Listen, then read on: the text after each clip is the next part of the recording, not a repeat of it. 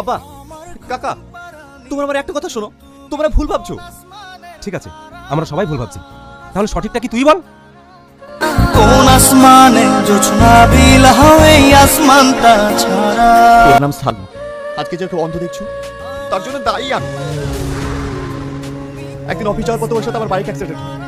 তারপর থেকে ওর দুটো চোখ চলে যায়। ওই এমন একটা মেয়ে যার নিজের মান।